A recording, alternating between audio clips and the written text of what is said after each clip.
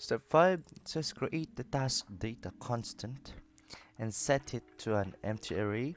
This array will store all the tasks along with their associated data, including title, due date, and description. This storage will enable you to keep track of tasks, display them on the page, and save them to local storage. And it says use let to create a current task variable and set it to an empty object. Okay, this variable will be used to track the state when editing and discarding tasks. Oh, for real? Okay, let's try.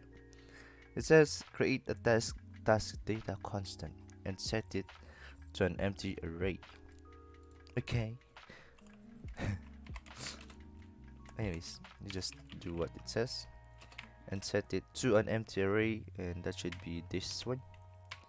And the next step would be, it says use let.